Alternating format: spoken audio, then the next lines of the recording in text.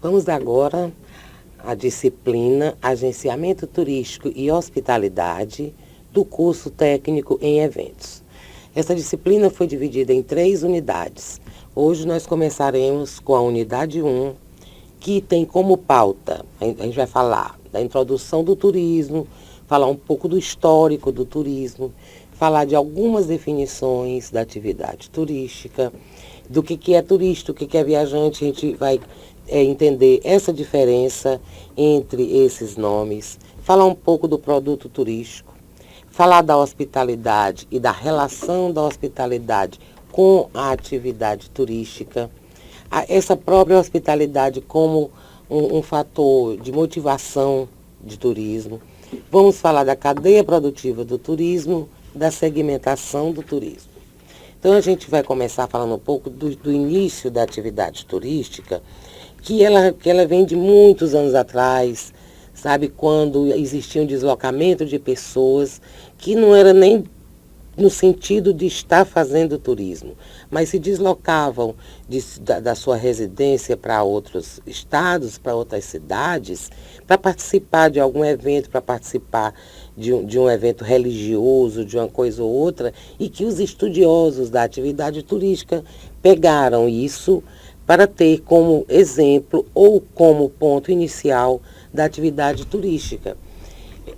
Isso aconteceu muito na Grécia e na Roma Antiga, com os deslocamentos das pessoas. Naquela época não existia.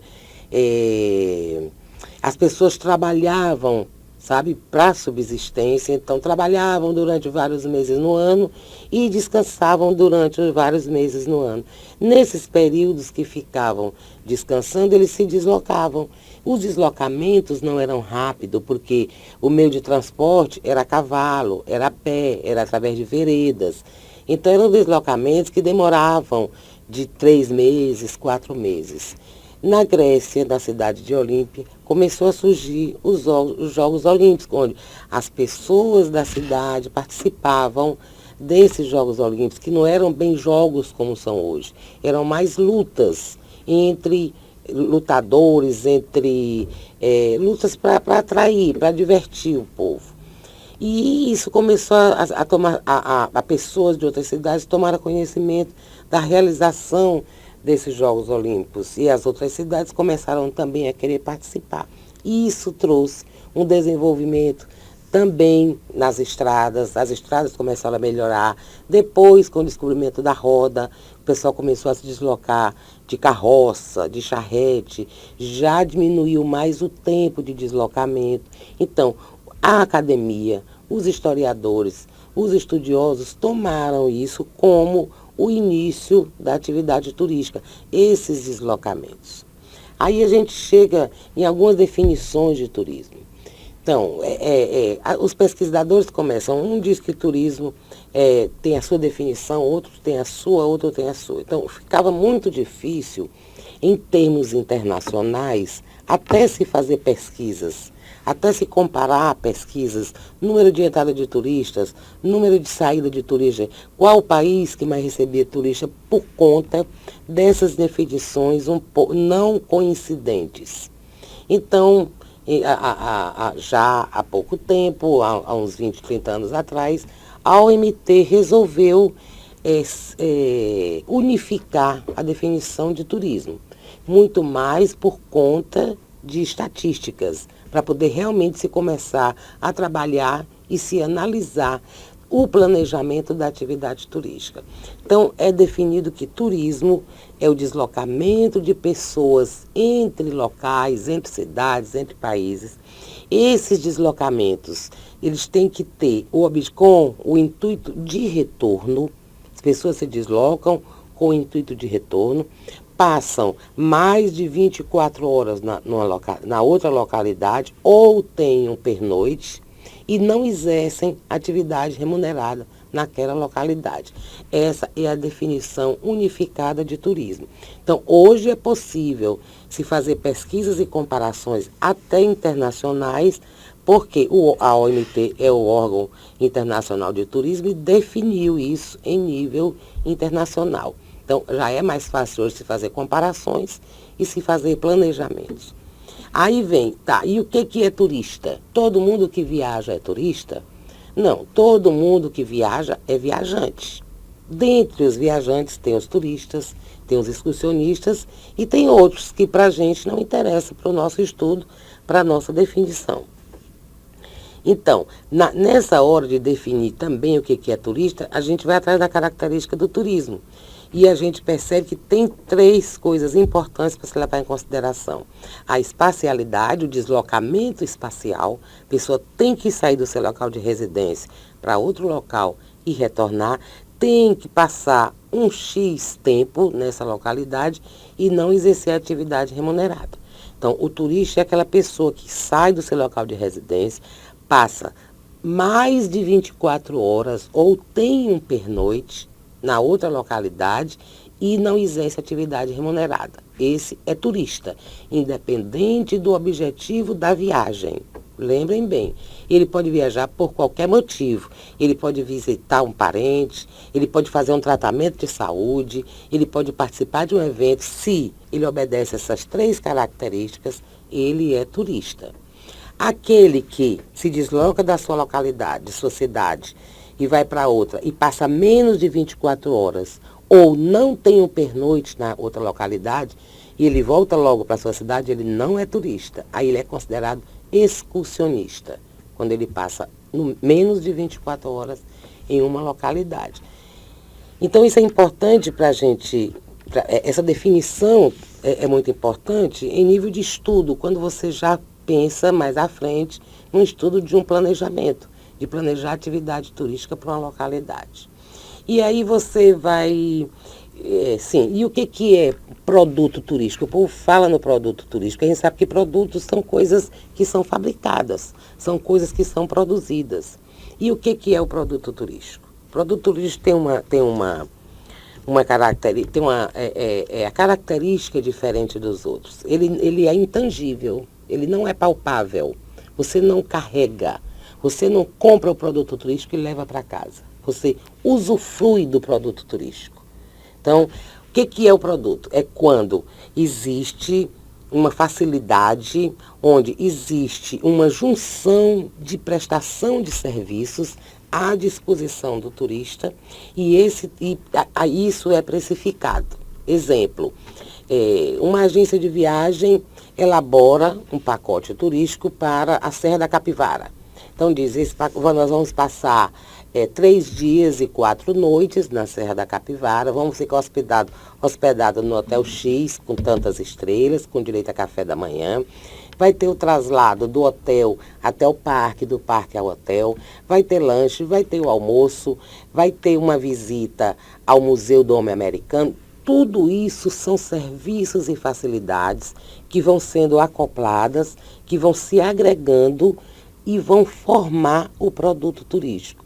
Mas só chega a ser produto quando ele é precificado. Depois que a agência diz tudo que vai ter dentro daquele pacote, que também chamam de pacote turístico, e que ele bota preço naquilo, aí é um produto turístico. Por exemplo, Delta do Parnaíba é um produto turístico? Estou falando, Delta do Parnaíba não é um produto turístico, ele é um destino turístico.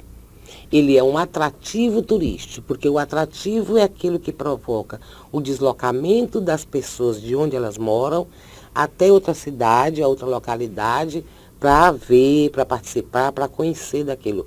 Isso é que é o atrativo. Agora, nós podemos transformar o Delta do Parnaíba em um produto turístico, quando a gente agrega valor a esse destino.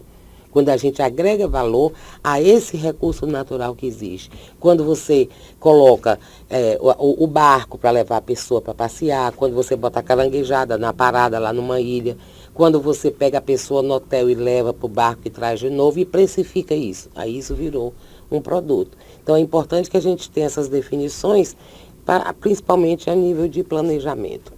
E aí a gente entra no aspecto muito importante que hoje, sabe, talvez seja o diferencial maior entre essa oferta de produto, porque qualquer agência pode oferecer o Delta do Parnaíba como produto, Serra da Capivara, o Rio de Janeiro, a Turquia, pode ser um produto. Mas o que vai fazer com que a pessoa compre o pacote naquela agência, na outra ou na outra? Qual é a diferença? O que vai pesar mais? Aí entra o nosso tema da nossa aula, que é a hospitalidade. Que a hospitalidade é a forma como você recebe, é quando você pratica a hospitalidade, o bem receber, sem intenção de estar ganhando dinheiro com aquilo. Naturalmente, você é hospitaleiro, certo? Então, tem muito a ver com o ser humano, com a qualidade no atendimento que aquele prestador de serviço que trabalha numa agência ou no hotel ou um guia, sabe? Ou uma pessoa que trabalha direto com o turista, como ele vai desenvolver essa hospitalidade. E a hospitalidade tem muito a ver com o turismo também, é um produto intangível. É sentimento, você envolve sentimento. Você vai satisfazer ou não a expectativa do turista. E isso é muito interessante, você trabalhar, sabe, com o sentimento das pessoas. E o principal objetivo do prestador de serviço na área de turismo é justamente satisfazer ou ultrapassar a expectativa do cliente, a expectativa do turista. E essa hospitalidade, ela hoje em dia também já está sendo mais trabalhada, mais desenvolvida, e a gente sempre, os estudiosos definem, dividem a hospitalidade em hospitalidade doméstica, hospitalidade pública, hospitalidade virtual, hospitalidade pública e virtual. E aí eu quero falar para vocês um pouquinho dessa diferença de cada uma. A hospitalidade pública é aquela hospitalidade que acontece nos espaços. O turista está numa localidade, ele está visitando uma praça, um museu, um teatro. Esse contato que ele tem naturalmente com a população local, ou com aquele servidor da agência, ou com aquele guia que está acompanhando, isso é hospitalidade pública. É aquela coisa que acontece naturalmente. A hospitalidade comercial é aquela que é mais direta, é mais tratando de negócios.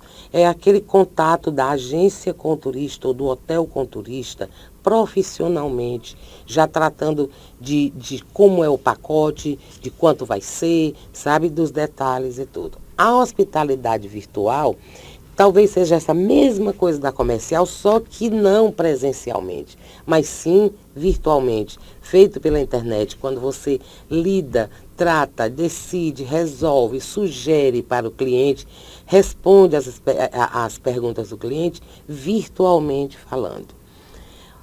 Uma das mais aplicadas é a doméstica, que é agora, sempre lembrando, gente, a hospitalidade, por exemplo, a hospitalidade comercial, o servidor, o prestador de serviço, ele se prepara sim para atender bem, sabe, para respeitar.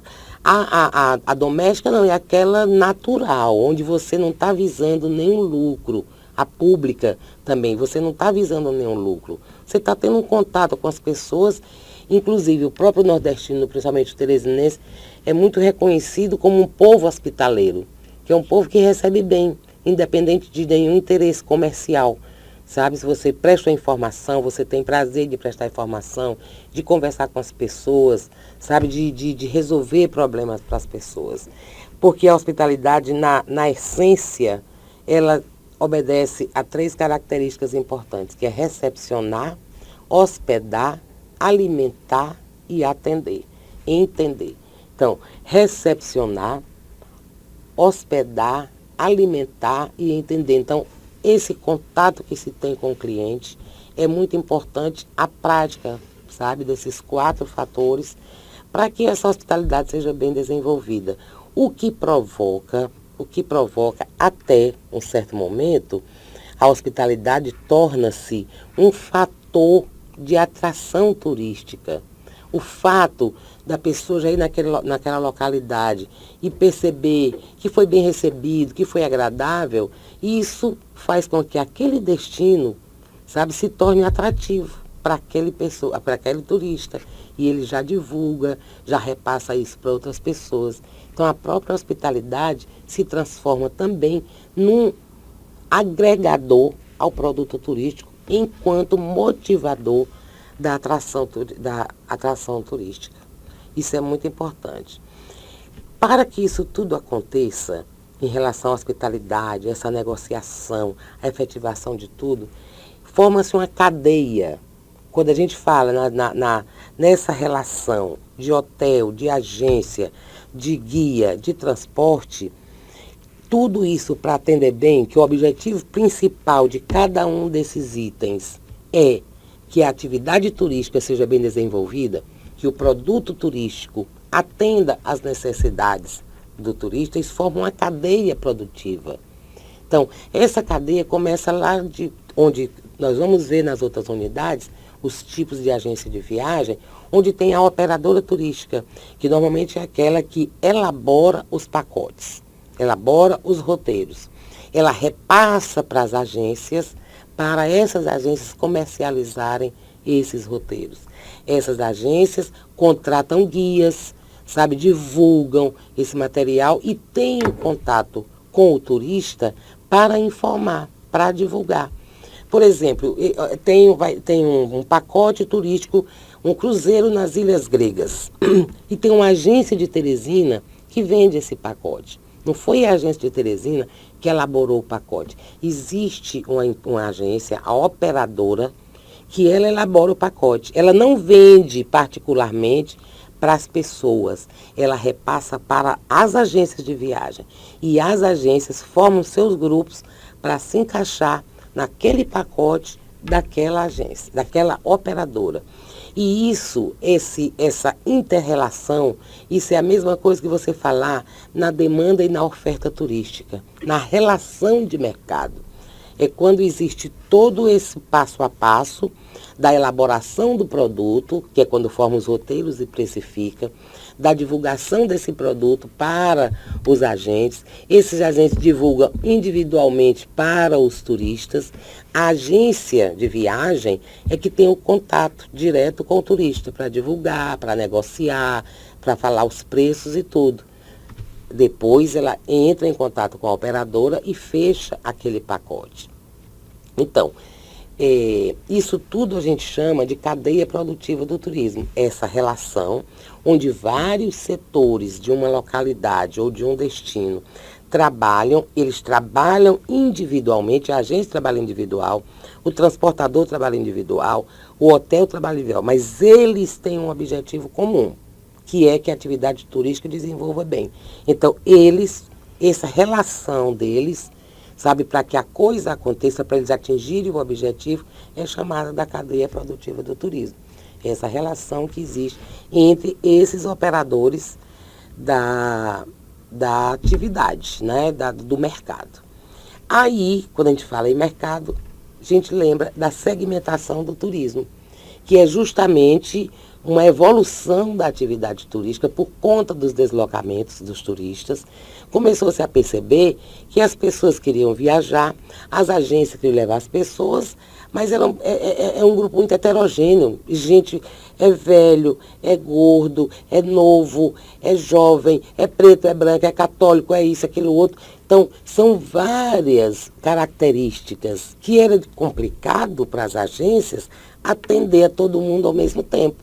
Formar, por exemplo, um grupo de 40 pessoas, heterogêneo assim, não agradava muito. Então, começou-se a perceber de dividir esse pessoal. Bom, eu vou fazer um pacote somente para jovem que quer turismo aventureiro.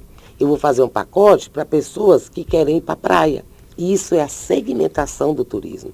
É dividir o turismo especificamente por características homogêneas. E essa segmentação, ela pode acontecer tanto através da oferta como através da demanda. A oferta é a localidade. é a potencialidade da localidade. Por exemplo, o litoral do Piauí tem o potencial para oferecer turismo de sol e praia, para oferecer o turismo ecológico do Delta, para oferecer o turismo de aventura, talvez tenha um espaço lá que tenha condição disso. Tem outros locais, não. Serra da Capivara tem a potencialidade de oferecer o turismo cultural, o turismo de estudo. Então, essa é a segmentação pela oferta, pela atratividade, pela potencialidade do destino. E existe a forma de segmentar também a demanda. E quem é a demanda é o turista. Então, a gente vai segmentar a demanda de acordo com a característica do turista. Por exemplo, hoje em dia, nos Estados Unidos, eles já constroem hotéis especificamente para obesos. Então, eles segmentaram a demanda, eles querem atender os obesos, porque o hotel, o obeso requer um quarto maior, uma piscina que não tem aquelas escadinhas que descem em pé, que seja com degrau, que tenha corrimão para pegar, que tenha espaços maiores, cadeiras mais fortes. Isso aí é a segmentação do turismo, é dividir a demanda ou a oferta em grupos heterogêneos, a demanda. A oferta é dividir, é oferecer o que a potencialidade do destino tem para aquele tipo de demanda que quer aproveitar dessa potencialidade. Então, na próxima aula nós continuaremos a segunda unidade dessa disciplina. Espero ter ajudado vocês e ter contribuído para tirar alguma dúvida. Até lá!